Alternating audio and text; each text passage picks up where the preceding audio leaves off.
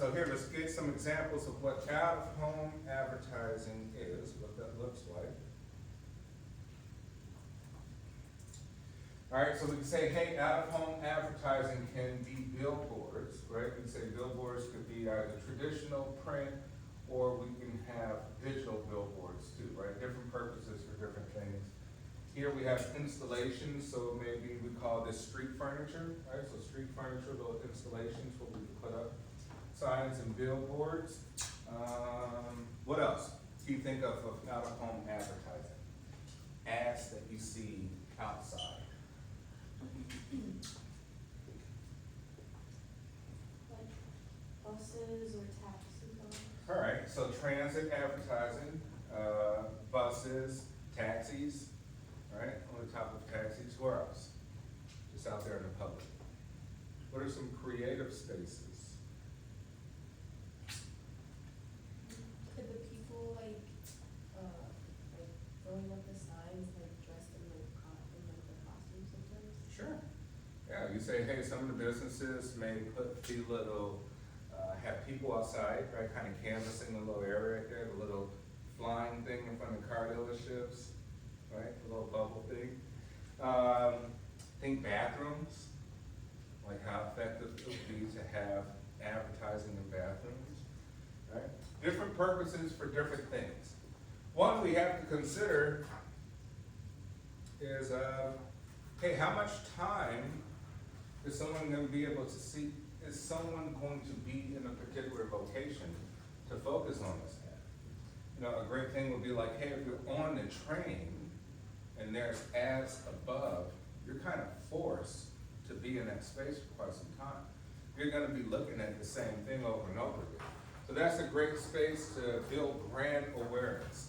Maybe you don't wanna put up a sale, 20% off over this weekend, because after that weekend, what happens to that ad, right? They would have to remove it, and that's very costly. So I think maybe out-of-home advertising is more for brand recognition, brand awareness, or to kind of really promote a product. Say like the new iPhone, something of the sort, or the new Galaxy phone, right? That phone will be around for the next year, so these are really good spaces to promote that, as opposed to just a sale, a quick sale. So think, for people who are walking, say it's a community where people get out a lot and just walk, right? Maybe billboards aren't great for that. Maybe billboards are great for people who are just driving in traffic. But if you're walking, how are you facing? Are you just looking up all the time? No, you're facing eye level for the most part. So maybe street furniture and installations are better for people who are walking. Driving, yes, billboards are probably the best way to go. Think of, where else? What kind of venues that use a lot of this type of advertising? What kind of venues? Like sporting arenas? Yeah, Or sporting arena. places? Yeah, Sports? but this is for good for concerts, for sporting events, things of that nature. All right, so we can reach prospects outside of the home, right? Outside where, well, a lot of data suggests that people are moving away from a lot of the digital advertising on their phone. Post-COVID, people were kept inside for so long, looking at screens all the time. Now people tend to get out and do a lot more stuff. There's a lot of great opportunities now for out-of-home media as opposed to digital media. Billboards, buses, taxi ads, skywriting as well too, right? You'll see the planes kind of flying over, promoting the tail of the sign. So we can get very creative. There's more than 100 different types of out-of-home media. And then on-premise signs as well too. Signs that, right there in front of maybe the retail location, or an installation right in front of the store, like we said, individuals standing outside the costume right in front of the store, right there on the premise. All right, so here's some breakdown of out-home media, right? We say here at the bottom, bulletins take up most of the sort of market share here for out-home bulletins. Sheet posters, next we got in-store ads, sports stadiums, transit, bus shelters, 8-sheet posters, airport advertising, and then mail. So the most popular really are bulletins and sheet posters, right? Your traditional posters that you see. All right, it communicates a succinct message to a mass audience. For Johnny's Beef, what would you think would be the best form of out-of-home advertising for Johnny's? Yeah. Well, kind of to go back off of my Instagram ad that I made, I was kind of thinking while I was up there, and I thought it would be cool to put, like, there's like this very blank wall space on the storefront of Johnny's. And I feel like it would be cool to put like a mural. When I show, I'll explain more. So on premise advertising, you're saying? Oh wait, so you mean off, Yeah, like, not just outside? yeah, I mean, if you think on premises, best, but do you think that there's other out-of-home Yeah, I mean, I think, sections? I still kind of think that we should think about the idea of integrating like a food truck, and that's like already advertising driving down the street. Alright, so a moving advertising with a food truck, right? Display it on Johnny's. Anything else you can think of, Rich? Any installations of billboards or other things? I think you even mentioned it, like the food, so like a billboard on North Harlem, it's such a big intersection and there's long lights there. Yeah. And it's so close to Johnny's that it can get good visuals there, so that's one thing. And then, Yeah, I think that's a great idea, because like, it is a very busy intersection with a very long light, right? People are gonna be sitting there too. The thing with Johnny's is, with a few blocks west, as you start to get to like Melrose Park, is you do have all those drive-through stores, right? Homer and Pizza, there's another Chipotle over there, and a bunch of other things too. And so, that's kind of, maybe highly competitive for them, because most people may be aiming to just kind of go there where they have a ton of options in the same sort of area. So a billboard probably will work best to say, hey, 3 blocks west is Johnny's Beef, with a giant arrow with a beef sign or something like that, right? Maybe other things too. Think of what we call the bus shelters, right? Bus shelters might be a good opportunity for both North End Harlem and maybe Belmont and Harlem for Johnny's Beef, right? You can get that thing that kind of rolls around. Maybe the benches too, right? You can put a big beef right there on the benches where people are sitting waiting for a bus. So you think about, hey, either you get the moving traffic or you get the people who are gonna be stationary for quite some time, exposed to the same image and concept over and over and over again. Eventually begins to create a conversation. What about for Sergio's? For that area, what do you think out of home? So you could do like posters on bus stops and benches, like you were saying. Okay, so posters and bus stops, benches, anything else? Also like by the schools, maybe like, they probably, like how we have the bulletin boards in like, the schools where, clubs or like teams at school, they post like their flyers and stuff. Maybe we can ask, the schools around the area if they can let us like put flyers. Yeah, you think about that, you put flyers, or you could pay students, right, to hand out flyers, right, to walk around their own school, or in their school, right? You're not gonna be able to come into school and do it, right? CPS won't allow you, but, maybe you can do that, as well as, the universities as well too, right? You pay somebody a few bucks, like, hey, can you hand out 300 flyers to people, right? About whatever that we're promoting at Sergio's. Limitations with out of home. You say, well, for the most part, unless it's like digital out of home, you have a standard message. Remember, you're limited to the space that you have. How creative could you get out of 7 words, 8 words? You only have this limited space to convey a message, to get people talking about it, right? To make an impression, to shock people, humor, something of the sort, right? You have to have the creativity and you're kind of limited. But you should have a succinct message. That's why it's really good for just branding, right? For brand awareness and promoting maybe a product, not necessarily for other type of promotions. It's quick, frequent, low cost of any major medium, right? Usually it doesn't cost that much to promote on a bench or something. Has seen steady growth. I would say people are more outside now post-COVID. People want to get out and do stuff, go out and eat, go downtown, right? Enjoy themselves. And you can integrate the digital technologies. Classic example is Times Square, right? We say Times Square is a classic example of digital out-of-home advertising concept. Some standardization, right? Use scientifically located structures to deliver advertisers' message. The structures are the kiosks that we can see, the bus shelters. We didn't really have any real great ones until, I'm trying to think of the company that took over the bus shelters. JC DeCall is their name. But they started to integrate the really nice bus shelters with the digital sort of screens out there too. So there's 400,000 structures in the US owned by 3,000 plants. A big one is Clear Channel. So if you usually look up on the billboards, you'll see Clear Channel. There's a major corporation that owns a lot of these things.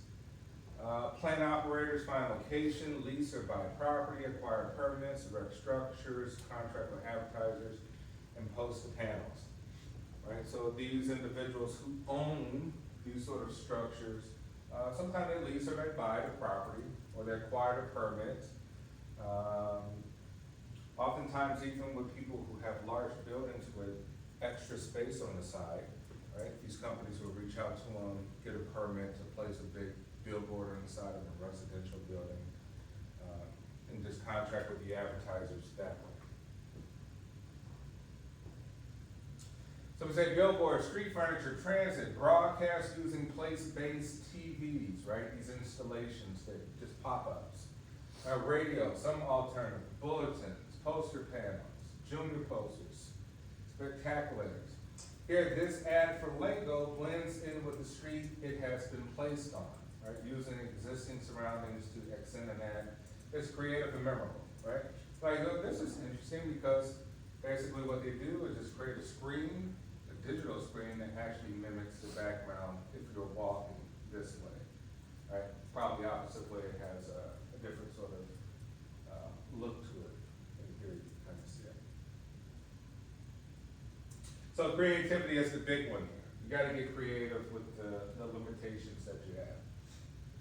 Here's Times Square. These are called spectaculars, right? These spectaculars are very vivid, rich, moving images, right? Sort of blurting out the lights. They're very expensive. Very animated sounds found primarily in the hearts of large cities. They incorporate movement, color, flashy graphics to grab attention in high traffic areas. I think Chicago should kind of adapt more of a, should find an area where it kind of can mimic a Times Square. I think that'd be booming. I think probably the most ideal space would be like State Street with all the shops. But I think we need a Times Square, something like it. I think they'll draw in more sort of tourist areas. Who's been to Times Square? No one. Who's been in New York? You been to New York City? Yeah. You didn't make it to Times Square? It was quick for, Hey, Times Square is really cool. Awesome place. Like it's just with all these ads, it's just people just hang out there all day. It's just like something to do. You can just get coffee and just hang out there for hours. Okay, before I get to all this, I'll let Megan. You want to come up and connect your laptop? Show us what you got so far. Trying to figure out how to do this screen here. Well, we figured it out last time, right? Yeah, you did.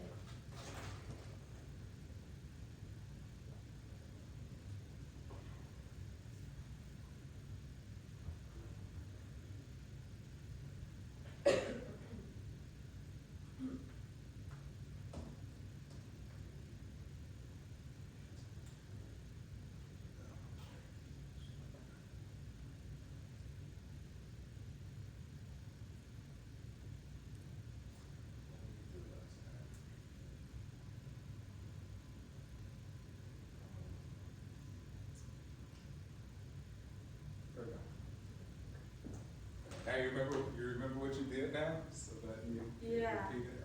Okay. Okay, so this is the carousel that I made. It's just two pictures. The first one, it's the same thing basically, but this won't be actually on the ad, but just imagine, pretend right there's like a really cool mural with like, it's Chicago themed, it's Instagrammable, so Could you zoom in a little bit? yeah, so where the red, like circle is, just imagine that's on Johnny's, like a cool mural. And so then, this over here just has a picture of the Italian beef and Italian ice, and use hashtag Johnny's beef for 20% off your next trip. And then basically in my explanation, I just said these two images will be posted to our new Johnny's Beef Instagram page that we want to launch. And I said, take a look where the red circle is on the first page. Imagine in real life there's a cool Chicago/Johnny's themed mural where customers can take photos with their Italian beef. The point is, with this launch of our Instagram, we want to make Johnny's storefront itself Instagrammable. So with the mural, people will be drawn to take photos with their beef and post it to Instagram. And then with the hashtag Johnny's Beef, people will get the chance to have 20% off their next visit as long as they can show proof at checkout. So, yeah, and then the caption I wrote is, hey, Johnny's Beef lovers, welcome to our Instagram page. We're so excited to be launching our social media, and we want you to use hashtag Johnny's Beef for 20% off your next visit. Check out our new mural on the storefront of Johnny's and snap a photo of you with the best Italian beef in Chicago. Show proof of your post at checkout, get your discount. Remember, Johnny's Beef is the only beef in Chicago. So, yeah, that was kind of like my finished idea. If I had like all the time in the world, I would have like went in my graphic design class and sat down and actually tried to like Photoshop a mural onto that, but There's a couple apps, if you get a chance, where they blend the images. So simply what you can do is just take that image of Johnny's beef and then find an image of the Italian beef or the whole food thing right there and just layer it on top of the other, like quick. yeah. I think I even got one on my phone where it does it like instantly. Yeah. I bet I could do it pretty easily. I think the app, you got iPhone? Yeah. It's called, I think it's Blender. I bet I could do it on like Canva. Yeah, Or Canva's really- really easy too. Yeah, I feel like I could do it easily Yeah. somehow, some way. But yeah, that was kind of my finished thought. I like it. So it's a call to action. Hashtag Johnny's Beef, right? Yeah, that Getting was like people the to call do to it. action piece. Like use hashtag Johnny's Beef, snap a photo of you in front of the storefront. Yeah. Okay. I mean, that rate photo was more than they've done in their entire existence for social media type stuff, so. Yeah. I don't get it. I don't get it too. Yeah, even for that open space right there, you're kind of like, hey, you guys never thought of. Like it's Like perfect placing place to something- put like, and if they did, the reason like I made it like, oh, we want Johnny's storefront to be Instagrammable is because like, okay, we're launching an Instagram. How can we make this Instagrammable? Because Italian beef isn't really good to look, like it doesn't look amazing, like it looks Yeah. good, but like it's not very photogenic, like it's not a very photogenic food item. So Yeah. like, I feel like making the storefront Instagrammable would be like a great idea. But honestly, like keep the design and like the vintage logo is cute. But yeah. Yeah, so in my other marketing class, there's another group doing Johnny's Beef. And so, but they had to do a 3D print out of like an image, a concept of what Johnny's Beef represents, right? And so they decided, they also felt like an Italian beef wasn't appealing like you're saying. I mean, it's. And so they did the it tastes sausage. good. It might look good to Yeah. like, if I'm hungry, I'll look at a Johnny's beef and be like, I could devour that right now, but it's not very like photographable. Like Yeah. no matter what lighting you put it in, it just, Outside Chicago, when people see an Italian beef, they're like, what is that? That's that reaction I get from people when they first see it. Yeah, it's definitely like a Chicago or New York type of Yeah. thing. You gotta be from there to really get it. Yeah, so they did like the Italian sausage. Like it's kind of like the promo. But I'm like, well, you know, good and bad. You're kind of like, well, you're missing the beef part, but maybe the sausage maybe looks more appealing. So yeah, it's kind of challenging. And no, this looks good. Yeah, Yeah. so that was kind of my like finished thought. All right, excellent, thank you. And Sergio's, let's see the logo we got so far.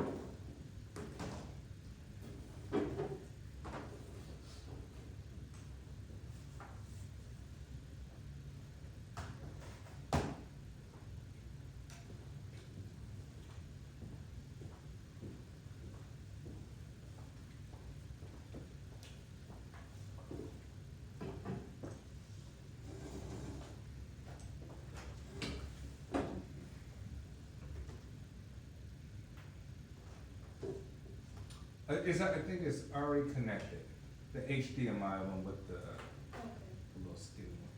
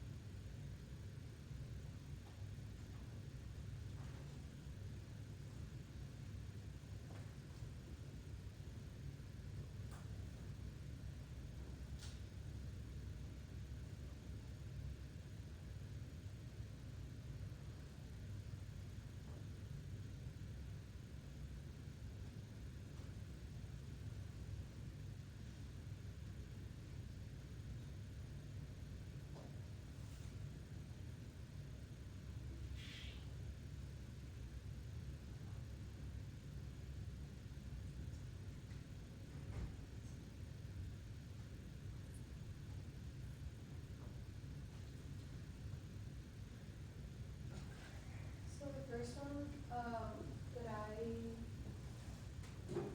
got or like came up with was this one, but I thought it was a bit too much to be a logo. I I don't. like that, that was kind of nice. Yeah, like I like that it blends both like the tacos and the pizza together. But I just thought it was like, I don't know, for me I thought it was a bit too much. Too much going on. I tend to like a bit more simpler logos. So, then I saw this one, which I thought this one was a bit better, cause, I don't know, I feel like it's more simple and like your main focus is the pizza and the tacos. Tacos. And you're not like going out to like the other Yeah. images of that one. Thoughts? I like both. I like this one more. Wait, let me see the other one. But that one looks really nice. No, it's fancy. It's very like fancy. detailed and like, I like the font of Sergio's at the top. I think that looks nice. I'm sorry, can you go back to the other one more time? I kinda like the simplicity of that, but the other one does look good too, I don't know. Yeah, because this one looks like the type of restaurant that Sergio's is. The Yeah. other one more looks like a nice, if you go back to the other, that looks like a really nice fancy sit down. Yeah. Yeah, Restaurant, low-key. right? I feel like with the other one, it would look nicer, sorry, if, like it was, like even, I like that element on the bottom, but even if that was gone, it would still look really nice. You know what I mean? The greens and the reds. Yeah. You mean?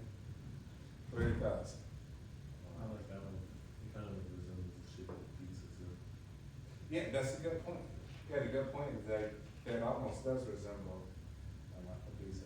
All right, yeah, okay. So maybe you could, work on, with that concept.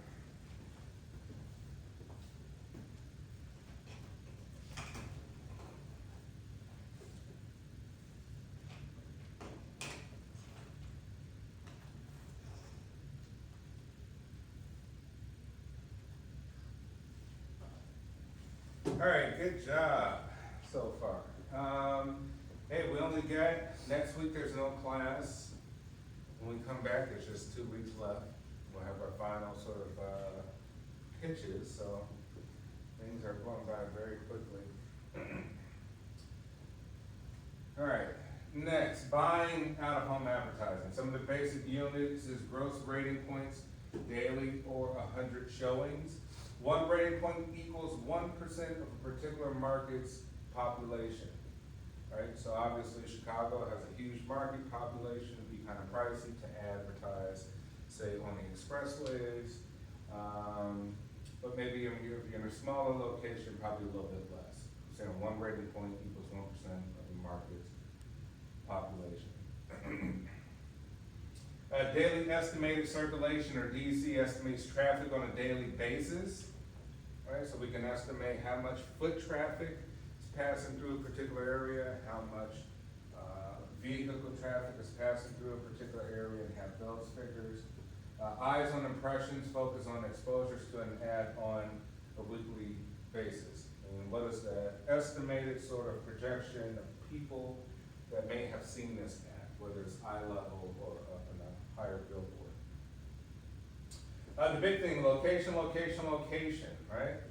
It's a major thing. Hey, for Johnny's Beef, if you were to put it on North Avenue, somewhere random on going towards Johnny's Beef, probably nobody will see it. And if they saw it, they're probably driving so fast that they won't remember it, right? So location matters. The corners would probably make more sense because people are stopping and have to focus on the traffic, right? Or the light, by the way. There. Some technology in outdoor advertising. Global position systems would use GPS, location-based advertising, and other things such as geofencing. Here's some billboard and locations in Los Angeles, right? Things are very systematically placed, usually along the highway systems, right? The expressway systems here.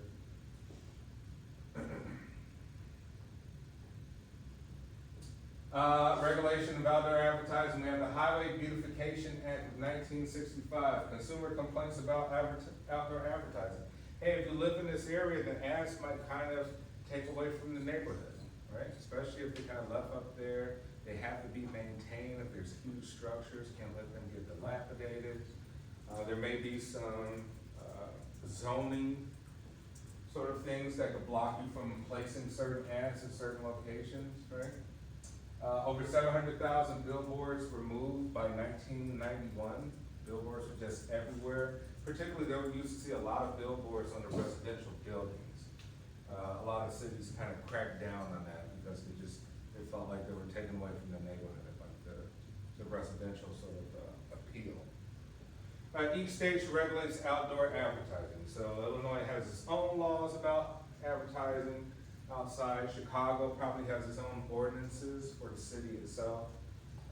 But the federal government also has some sort of federal communications regulations.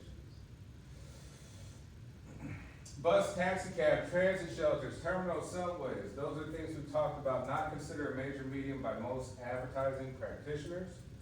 I kind of beg to differ. I think particularly when it comes to the public transit system, you have to calculate how many people in the city of Chicago catch the L, catch the bus, how much time they spend on there during their commute to work. I think those are highly effective platforms to use, particularly even for the universities, right? I see Dominican post a lot of these types of ads on the trains and the buses now, right? Which probably help Concordia get that as well too. Right? I don't see them much advertising for Concordia in these out-of-home sort of placements. And cost effective. Some other types, we say the transit shelters, right? The bus shelters, terminal posters. You're in the subway, and there's all sort of posters underneath, in the terminals. Even terminals going towards the airport, things inside of the airport, right? Outside cars and posters. Here's some creativity in transit ads, right? The use of buses, you get the wraps, right? Outdoor advertising doesn't consist of billboards only. Creative transit ads can leverage this characteristics of vehicles to highlight products' feature or benefits. Here, this Dr. Best Transit ad uses the door to call attention to the flexible brush. Very creative. So we have a toothbrush here, right? And how they place this on one of these accordion-style buses is the part where the toothbrush is flexible, they place in the accordion part. So as the bus turns, you can really see it kind of take shape on the movement of this Dr. Best toothbrush.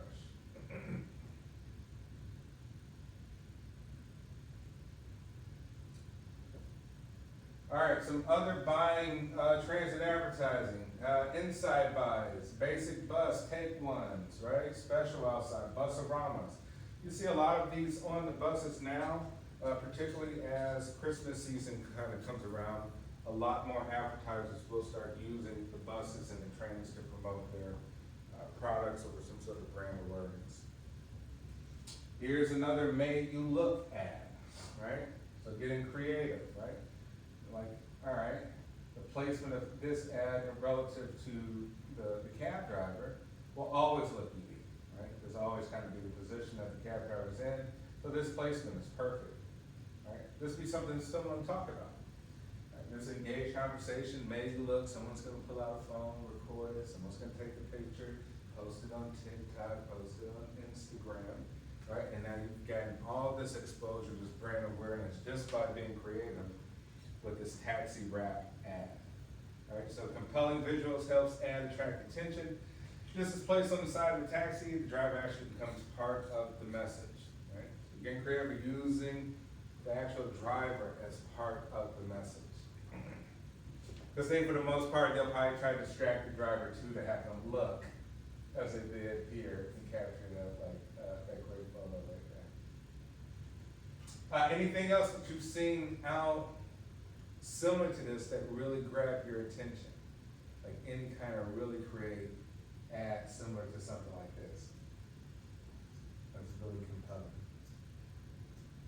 Anything you can think of?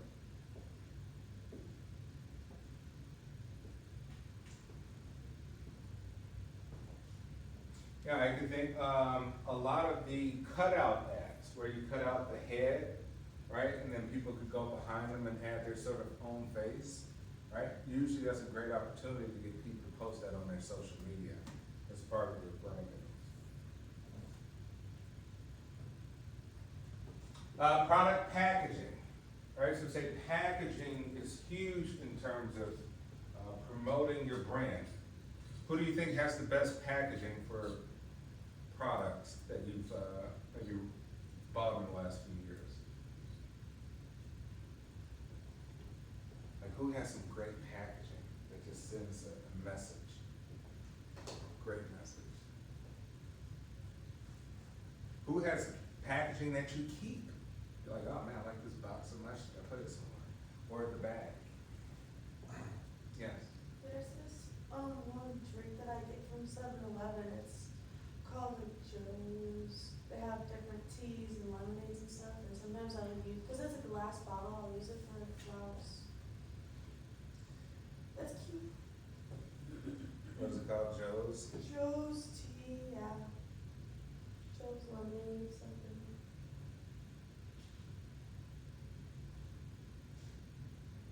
Is that it?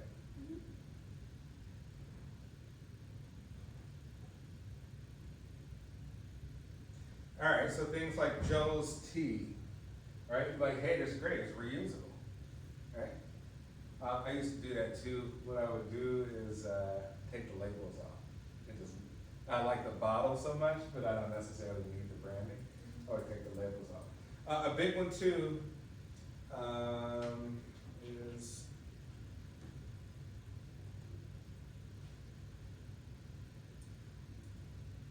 to me, which has the best water bottle out there, which is Voss, right? The glass water bottle. Reusable, costs a few bucks, but very nice. Like you can keep these. These are one of the best looking water bottles out there.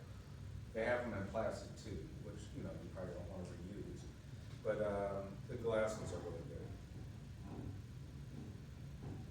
What about Apple?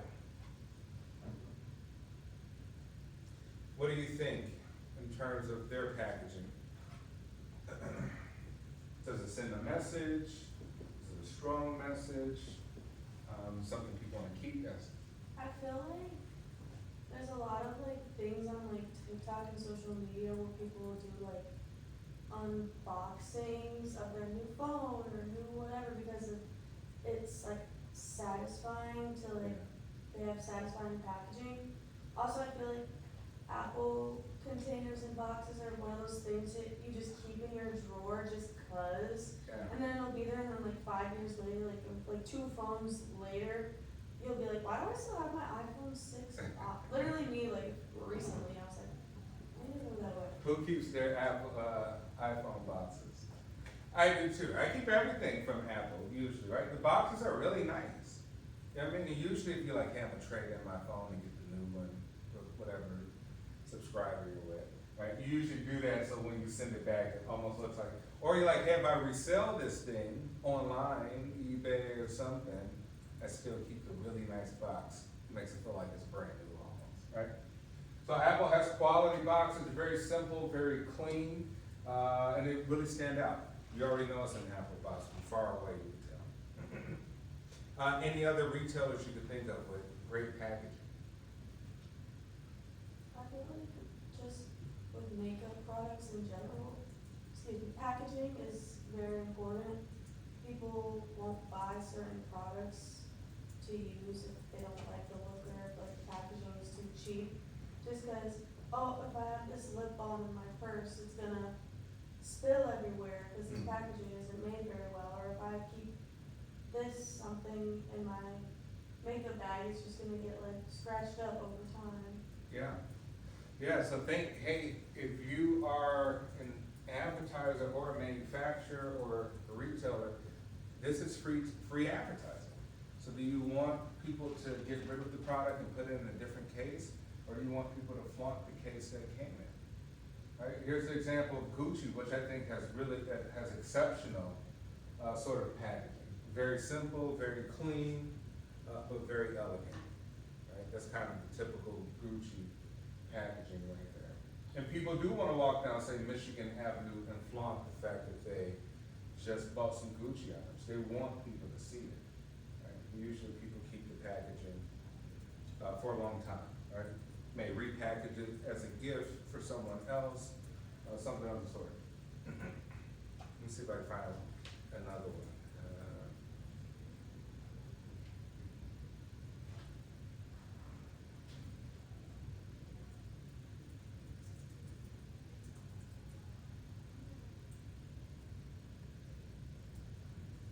All right, Louis Vuitton's is nice, but I thought they were gonna have their big logo.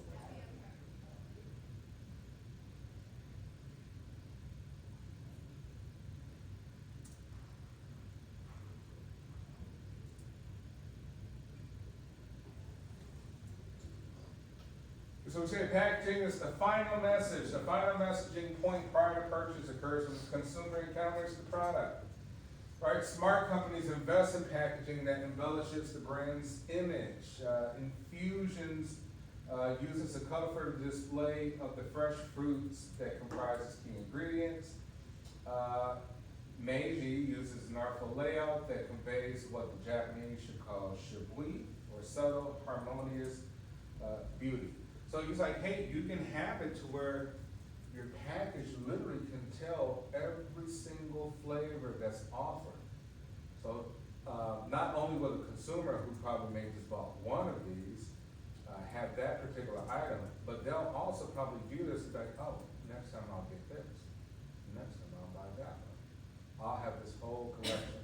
It kind of motivates the consumer to try, you know, different sort of items just with this packaging to take home, right? And you say other retailers don't do that. Other advertisers say just a plain old brown bag, right? A missed opportunity, right? So everything we have to say is unused space is bad.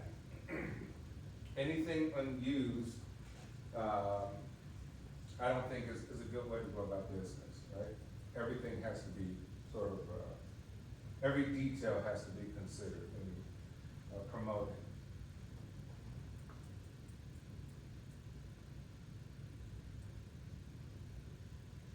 All right, environmental issues and packaging, right? The public is saying, hey, you know what, be a little bit more environmentally friendly. I say McDonald's has really taken the lead on that. McDonald's has really good bags. Chipotle has really good brown bags. They're very sturdy. Their napkins are really nice. They fold out in a trifold, so you don't need to use that many. If we go to some of the little small hole-in-the-wall restaurants, you like those little flimsy napkins they use where you gotta grab 100 of them, right? To kind of use, right?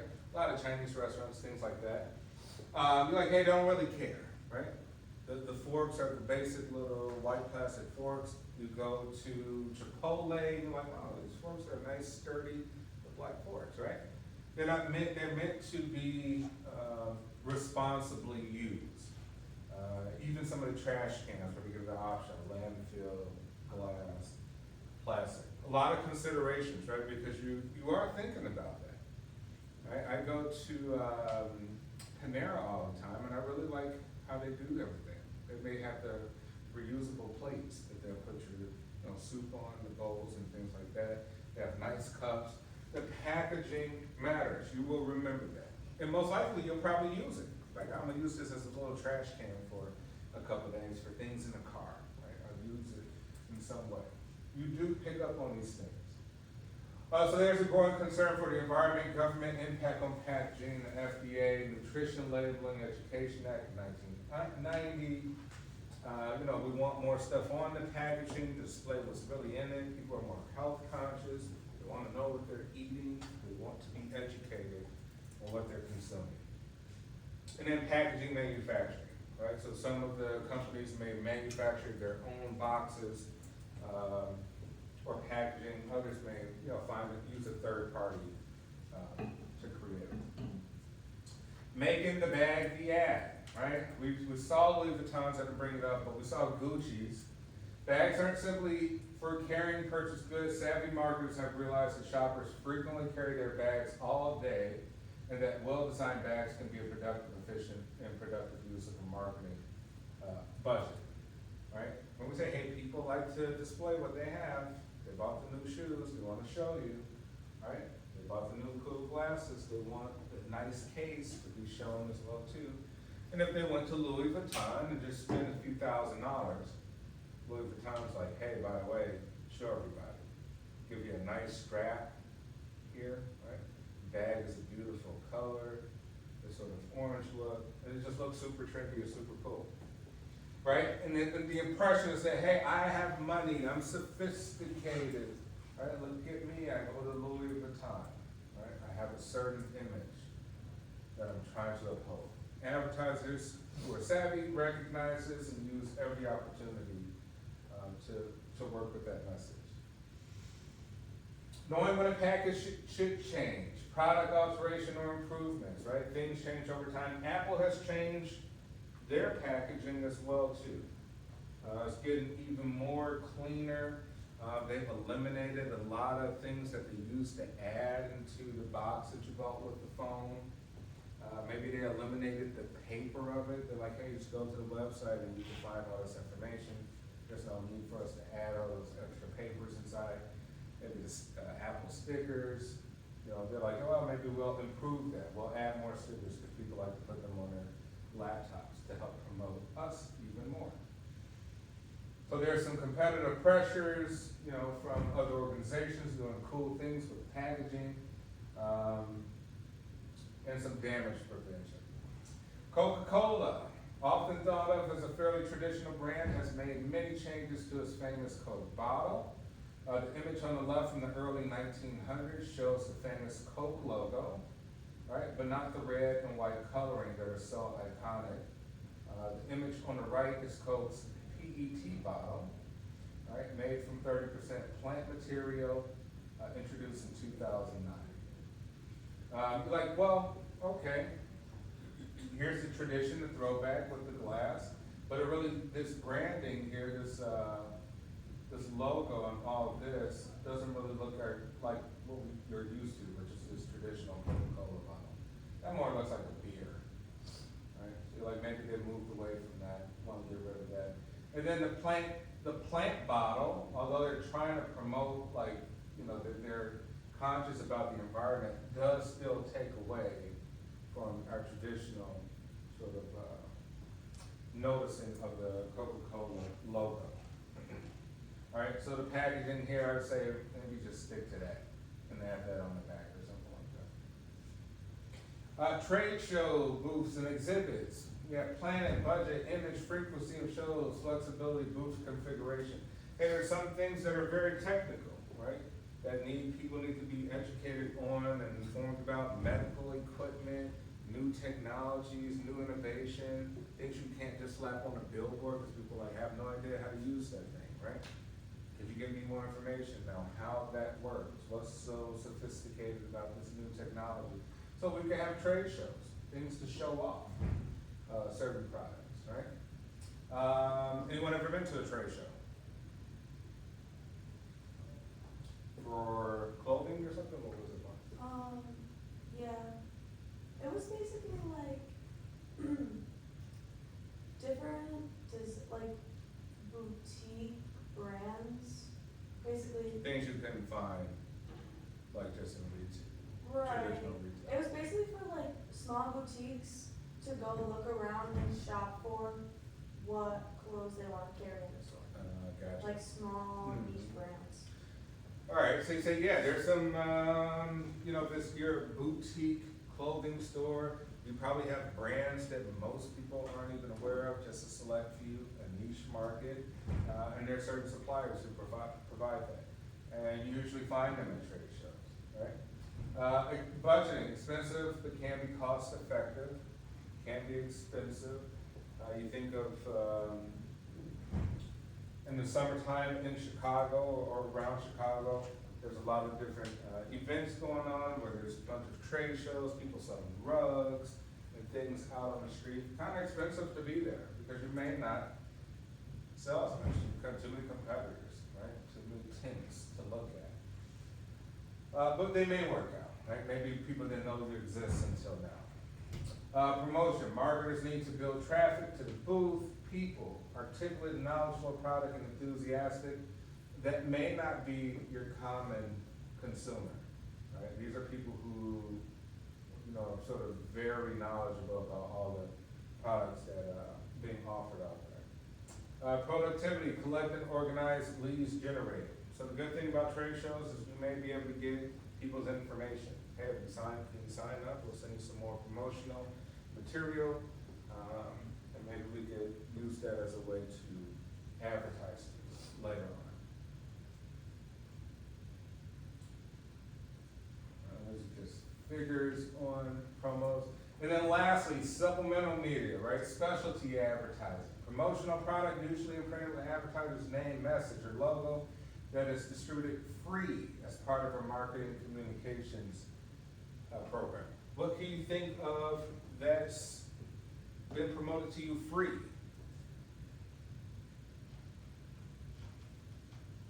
Could Johnny give free Italian beef samples somewhere? Have you come across anywhere that gave you something for free as part of a way to promote something? What can you think of? Yes. Last year there was some college students, I don't know if I'm really passing on this Red Bulls. Red Bulls. Was it like a particular type of Red Bull or just like a new flavor of Red Bull or Just something? like the original. The original. What was the purpose of them handing them out, do you know? I'm not sure, they just had like a big Red Bull like backpack, and they said, I forgot what. Was it here? Yeah, Oh, like in the center sort of courtyard they area? were just walking around. Okay. Right, and you're like, all right, Red Bull. Hey, why Red Bull? Well, you're on the college campus, people need to stay awake, right? Younger people want the energy, the burst of energy. Give them a Mountain Dew with a high degree of caffeine. Give them a Red Bull, right? A high degree of caffeine. It supplements coffee. Maybe some people don't drink coffee, so Red Bull will help keep them alert or something of the sort. Specialty, giving it out for free, right? You drink it, you're like, oh man, this actually does taste good. Maybe I'll go get me some more Red Bull later. There's a promo. What about for Johnny's? Is there any sort of free promo that they could do? Yes. I don't know exactly how they would do it. I think, once again, like you mentioned, I think like college campuses would be like the best thing for something like that. Like a pop-up right in the center right here, where you can Oh, play yeah. on the football games or something. And having some sort of like small samples, but also like the plug where you just order, order. Yeah, you think it's perfect. Like, imagine Johnny's doing that over here in the courtyard area. People get, you know, you're not giving a full Italian beef, they're expensive, right? You're like, hey, maybe we could cut the Italian beef up into 6 different, you know, pieces, right? So everybody gets one little sample. People sitting around eating it. People start talking, right? You give a promo, 20% off today. And guess what? You probably have a long line in a few hours over at Johnny's. Like, man, this is really good, right? I didn't know you guys were here. What about Sergio's? Can I help them? Free promotions of any kind? Maybe, like, I know some pizza places do like, if you buy like a pizza, certain size pizza, you get like a free soda. Yeah, you're like, hey, we group things together, but you're getting one thing free, right? Maybe like you buy a pizza, you get this, the pop free. Buy a pizza, you get fries for free or something, right? Yeah, really, you gotta get creative with that. You probably do factor in the cost of the fries into that pizza for the day. Really, not getting it free, but that's good promotion. Premiums also use promotional, but usually do not include an advertising message. Some B2B specialties. Dollar amount of item may be less important than the sponsorship itself, right? Like, hey, we're building momentum. Okay, we're gonna lose some money here by giving out some free stuff, but later on, we'll get it back because we'll have more customers at a later point in time, right? Inappropriate specialty items can backfire, right? Could imply some sort of bribery. Maybe you really misled people. The people show up and like, oh, you don't really get the discount. You like what you said? And you're like, yeah, but that was yesterday or today. And you may have dissatisfied customers and they feel like you lied to them, right? Or it might raise some sort of ethical issues. And then we got emerging opportunities for out-of-home. Cinema advertising, right? We get those before the movies. Maybe we have promos within the movie theaters. New locations, augmented reality. Apple has the augmented reality glasses now. Good space for advertising. Facebook has the Meta glasses, right? Samsung Galaxy has your own sort of virtual reality. Good space for advertising. Target and retarget advertising, programmatic, mobile billboards, and display panels. All right, and then lastly, we got product placement. I think we talked about that last time where you could just place your product in a car. Here we'll say in a TV series, we got a Lexus, right? The brand new Lexus coming out. This looks like from Black Panther, right? Say usually what will happen is they'll take the logo off, right? So they can't be sued as long as the logo's not showing. But then they're like, hey, you know, you really promoted our thing, and you didn't get our permission to do that for your film. But this is good. It probably works with Lexus to say, hey, you know what? Hey, Lexus, as part of your sponsorship, can you give us $3 million to help us produce this film, Black Panther? And guess what? We'll have a 2-minute scene of Black Panther on top of the Lexus in this driving, chasing scene. Right? Works out well. People be like, whoa, that Lexus is pretty cool. You go check out the website. See more about the Lexus, more people start buying the Lexus. Win-win for everybody at that point, right? Perfectly placed. New ways to advertise. Congress removed a long-standing ban on advertising, building on stamps, opening doors to yet another subtle form of media to influence and persuade customers. For a while, you couldn't advertise on stamps, right? The U.S. Postal Service is a quasi-governmental institution, right? Governmental organization, I would say. Quasi-federal, right? Not completely federal. But later on, they found an opportunity. Hey, you know, the U.S. Postal Service is losing a lot of money. How are we going to get creative to make sure the U.S. Postal Service doesn't go out of business? Stamps. Let advertisers advertise on stamps. A lot of money coming back. Win-win for everybody, and we save the Postal Service, right? So that it doesn't get privatized completely.